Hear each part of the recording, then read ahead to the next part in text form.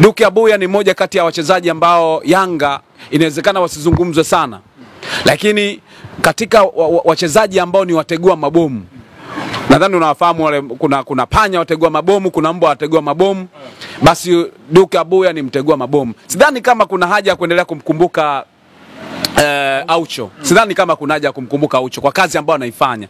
Pengine ni ubora wa kuprocess mpira.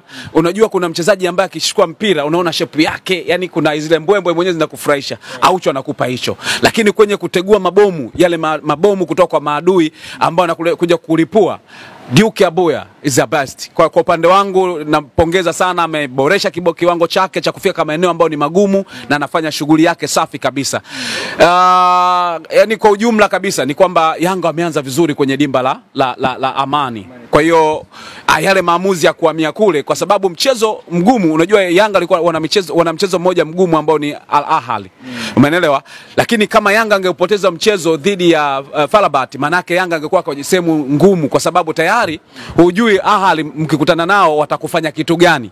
Kwa wao Yanga wameshampasua mtu, wako sehemu salama. Wanasubiri akija ule na atakuja kama alivyokuja, kama kutoka na sare ni advantage. Wakishinda, wakifungwa bado una pointi, unamtafuta mtu mwingine. Kwa hiyo Yanga ameshajua katika sehemu ambayo ni salama zaidi, kwa sababu kama utashinda mechi zako kwenye uwanja wako wa nyumbani, maana yake unajipa nafasi ya kujihakikishia kufuzu kwenye hatua makundi. Kumbuka mchezo wa kwanza Yanga walicheza na kwenye makundi msimu uliopita.